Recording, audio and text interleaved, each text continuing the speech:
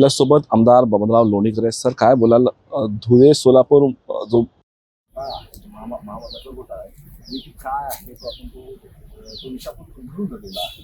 काय बोलतो धुळे सोलापूर महामार्गावर बीड जिल्ह्यामध्ये शेतकऱ्यांनी या संदर्भात माझ्याकडे तक्रार दिली होती. यामध्ये 70 कोटी रुपयाची रक्कम होती. 30 कोटीवरून ती रक्कम झाली 10 कोटी. महिन्यांना 310 कोटी रुपयाचा भ्रष्टाचार करायचा होता. सरकारची तिजोरी लुटायची होती. याच्यामध्ये प्रशासनातले काही अधिकारी आहेत, काही दलाल आहेत. ह्या सगळ्या प्रक्रिया त्यांनी बोगस केलेल्या आहेत. कलम 4 आहे, कलम 6 आहे, 9 आहे, 11 आहे, परिशिष्ट 16B आहे.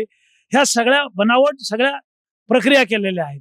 याच्यामध्ये जे जे काही अधिकारी आहेत, जे जे काही दलाल आहेत, यांनी 300 कोटी रुपयाचं हे प्रकरण जिल्हा अधिकाऱ्यांच्या खोट्या आणि बनावट सह्या आणि एका दिवशी त्यांनी 50 आदेश काढले.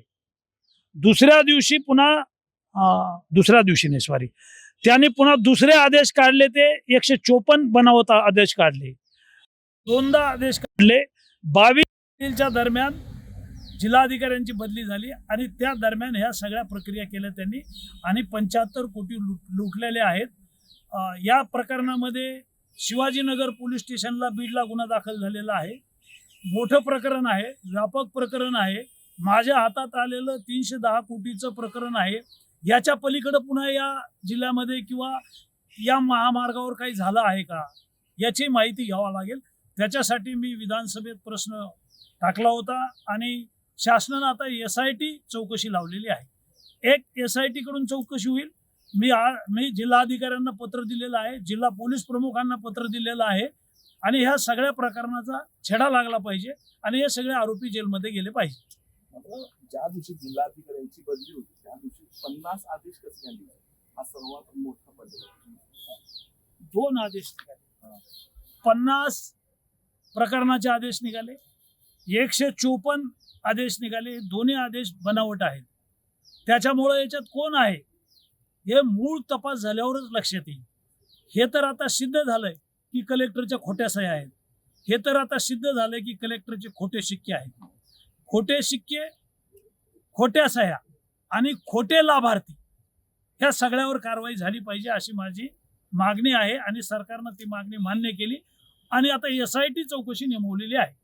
75 कोटी लाभार्थी नेमकी कोण आहेत याबद्दल आपल्याला याचा आता पोलिसांकडे सगळं रेकॉर्ड गेलेलं आहे. SIT कडे याचं सगळं रेकॉर्ड येईल. याच्यात कोण उच्च पदावरचे अधिकारी आहेत, कोण दलाल आहेत, ही सगळी माहिती आता चौकशी अंती समोर येईल आणि यांना सगळ्यांना जेलमध्ये जावं लागेल. या सॉफ्टवेअर मध्ये फेरफार करणारे डेटा ऑपरेटरचा मास्टर माइंड नेमकी कोण असेल? डेटा ऑपरेटरचंही नाव आहे याच्यामध्ये. डेटा ऑपरेटरचंही नाव आहे. हे सगळेच लोक जे आहेत चौकशीत एकूण एक सगळे लोक सापडतील आणि यांना आज न उद्या जेलमध्ये जावं लागेल. या मूळ शेतकऱ्यांच्या नावावर बोगस कागदपत्रे कोणी काढली? जिल्हाधिकाऱ्यांची माणसं होती, बाहेरची दलाल असतात ते कोण होती त्याबद्दल याच्यावर उच्च पदस्थ अधिकारी आहेत, काही कर्मचारी आहेत, काही दलाल आहेत. याने सगळ्यांनी मिळून ही लूट केलेली आहे. त्याच्यामुळं वेगवेगळ्या प्रकारच्या ज्या चौकशा असतात, एक SIT चौकशी, दुसरी पोलीस स्टेशनची चौकशी आणि जिल्हा अधिकारी आणि SP ना पत्र दिल्यामुळं ते एक चौकशी करतील.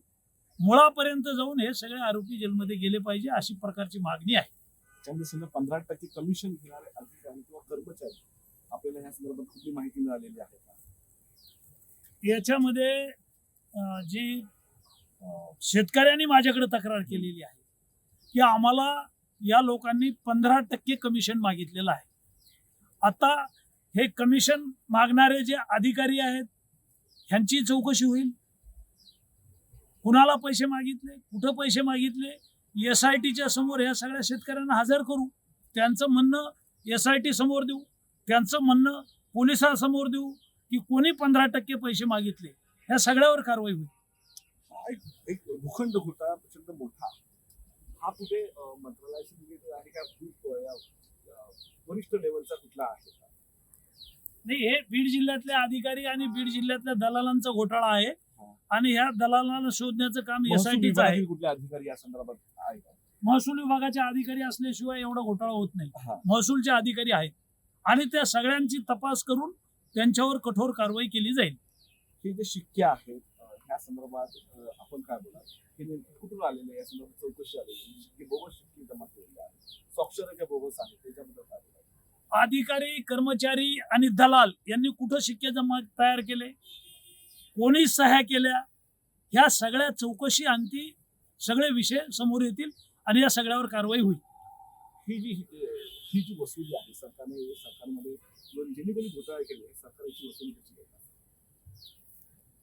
मी जिल्हाधिकारी यांच्याकडे मागणी केलेली आहे की ज्यांनी हा भ्रष्टाचार केलेला आहे, सरकारची तिजोरी लुटलेली आहे, बोगस लाभार्थी तयार केलेले आहेत, खोटे शिक्के तयार केलेले आहेत, कलेक्टरच्या खोट्या सह्या केलेल्या आहेत, ह्या सगळ्या प्रकरणामध्ये चौकशी करून ह्या सगळ्या लोकांच्या सातबारावर बोजा टाका, यांच्या बंगल्यावर बोजा टाका आणि यांच्याकडून ही सगळी वसुली करा, अशा प्रकारचं पत्र जिल्हाधिकारी आणि जिल्हा पोलीस प्रमुख यांना दिलेलं आहे.